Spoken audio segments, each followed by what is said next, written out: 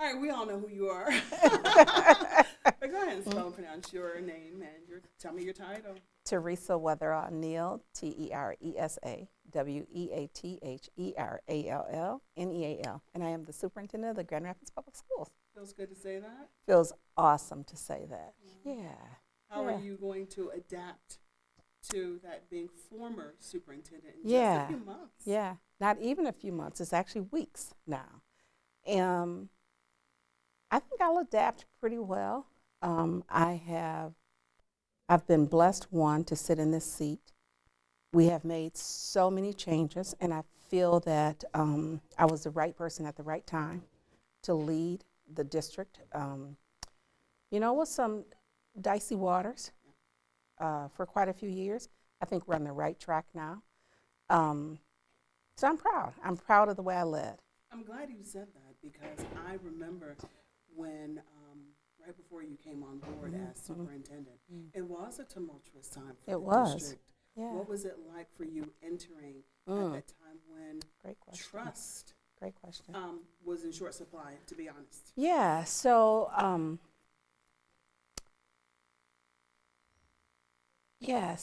it wasn't a scary time. I knew what I had to do.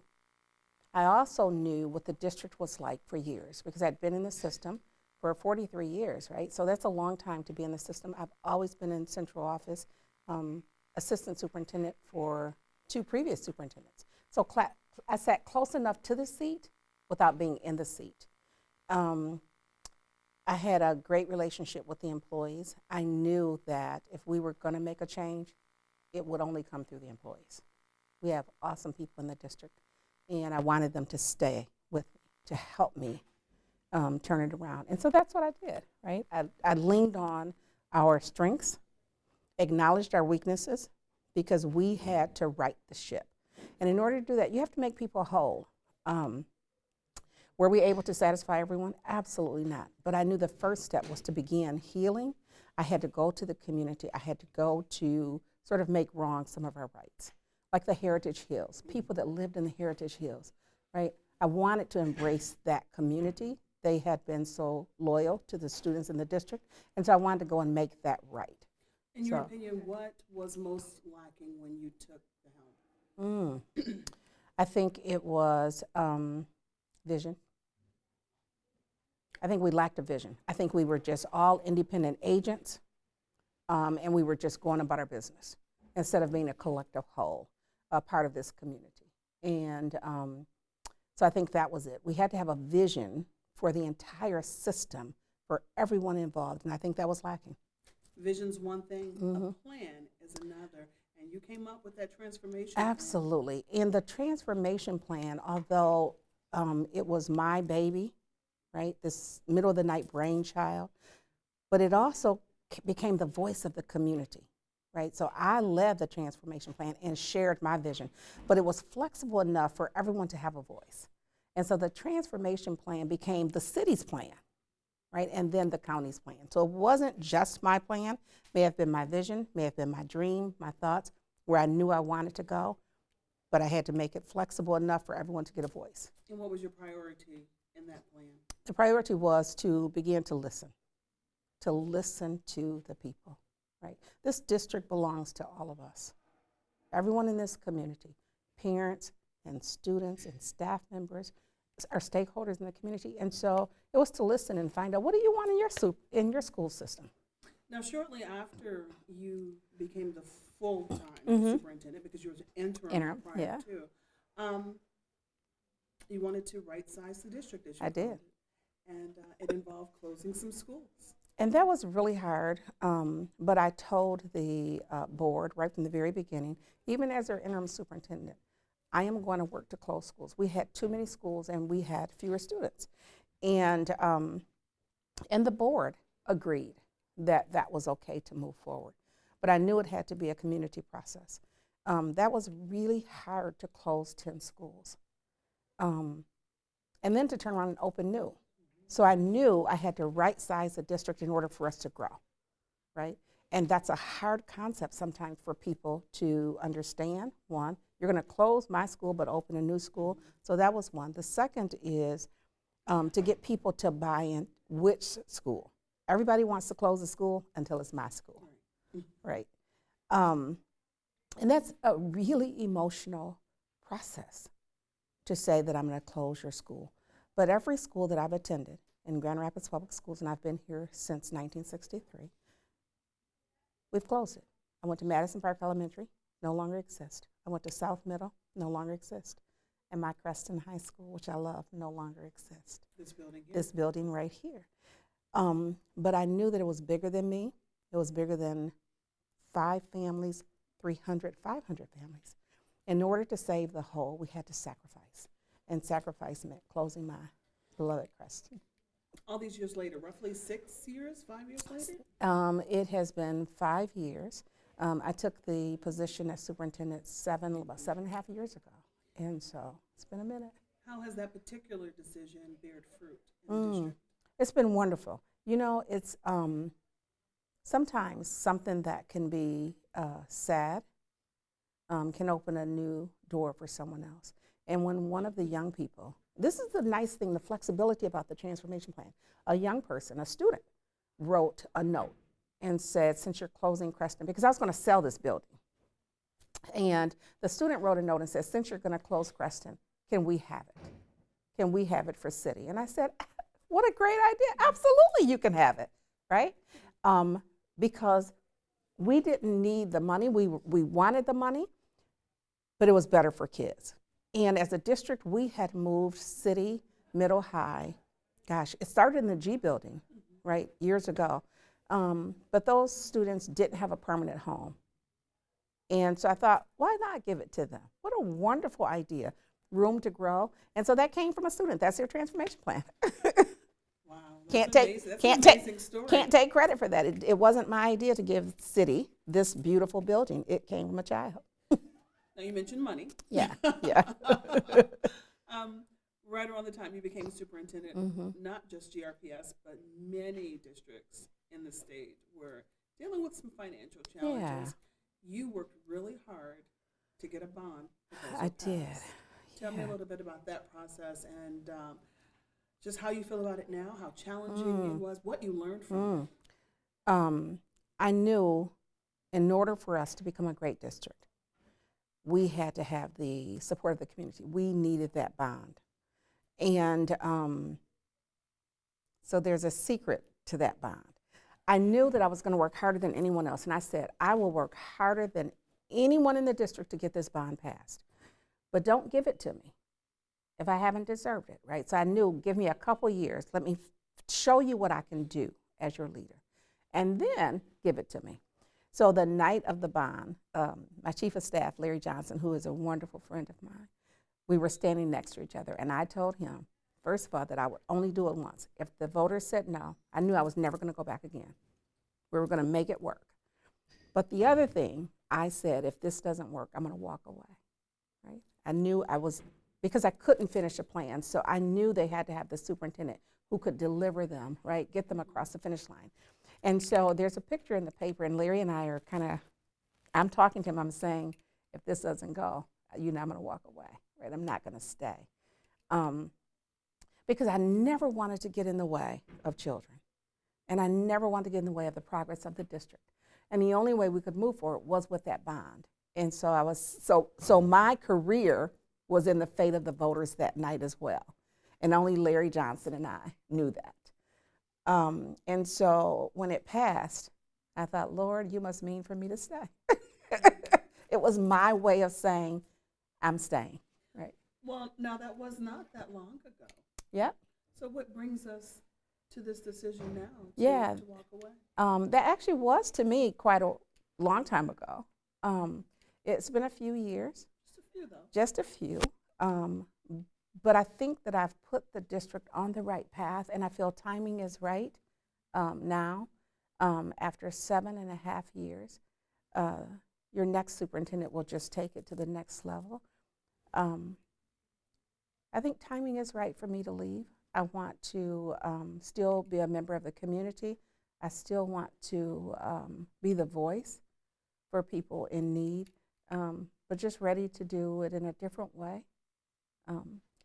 I think for me, so my sister passed away in June, and that was pretty traumatic.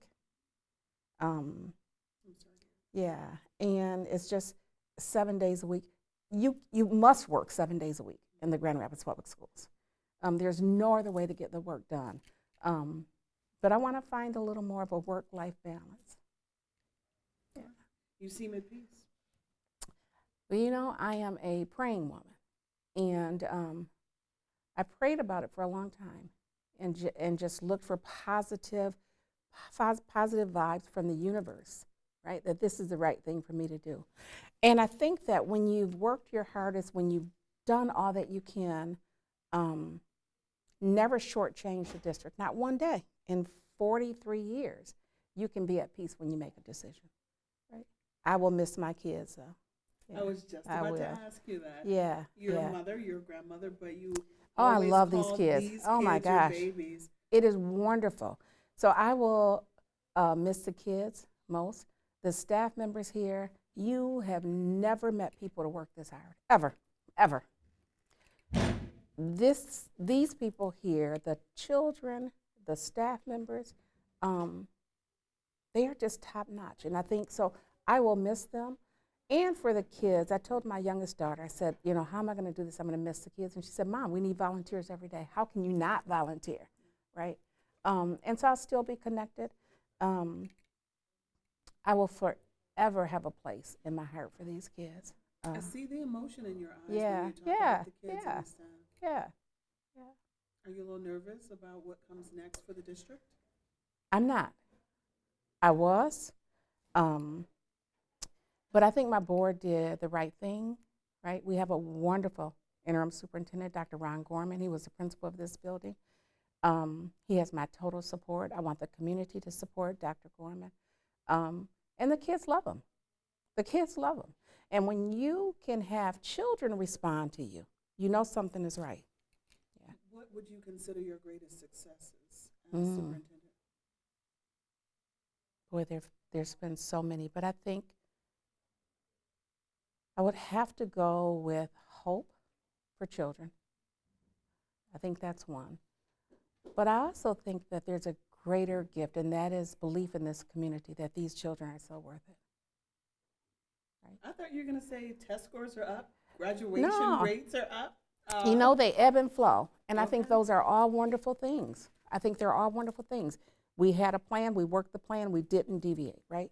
But I think the greatest gift has been the belief in these children, right? When I walk away, people know these kids are worth it, right? I think that's the greatest gift. Yeah. What more work does the district have to do? We have to continue to get those test scores up. We have to get the test scores up. We cannot be satisfied until every single child, every student has every opportunity to be all that they dream to be, right? And that isn't going to happen overnight. But I'm going to tell you, if they continue to work the plan, we'll be fine. The other thing is this. You have to invest in a school system. And if you don't invest in the people, you don't invest in whether it's a curriculum or the technology or whatever that is, bricks and mortar, you have to expect that it's going to go down, right? You cannot turn your head to these children, right? And act as if they don't exist. If you had to do anything different, what would it be?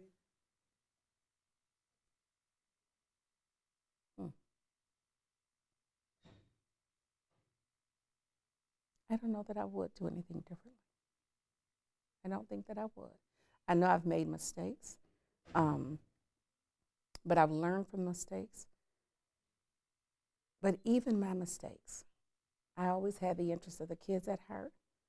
And there is no manual on how to be a superintendent.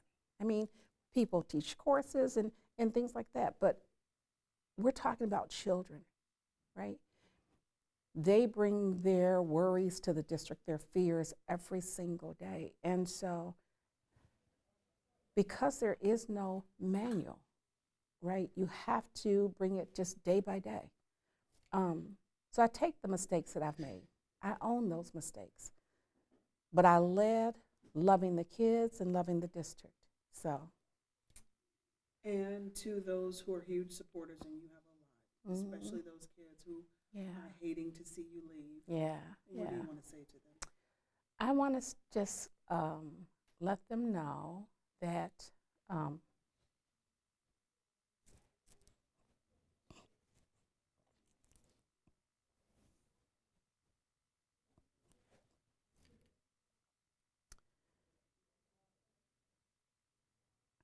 I think they can be anything they want to be.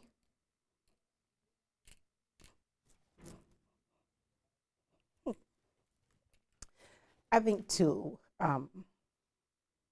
just believe in themselves. Don't set boundaries. Push. Do it respectfully, but push. And I also want them to know you get out what you put in.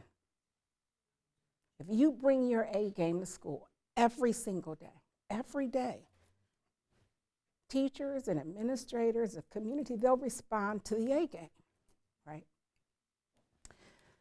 So that's what I think. You have to ask for help. Our kids tend to shut down. They get embarrassed. They don't want to ask for help.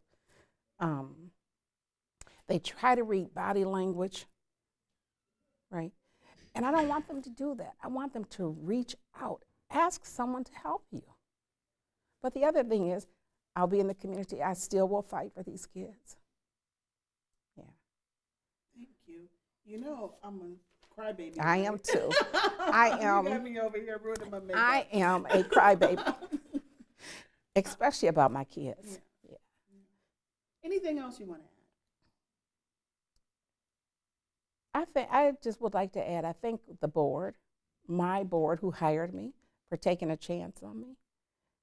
They didn't know me. I am an awesome number 2 person. I like to be behind the scenes. I'm a worker bee. But they took a chance. And they knew that I was going to change their district. And they rolled with me anyway, right? And I think that's leadership. All right, so we're going to see you volunteering. Where Absolutely. else are we going to see you? I already said riding down the highway, right? You'll first see me riding down the highway. That's for the month of July. I'm looking forward to just going away with my husband. I've been married for 41 years.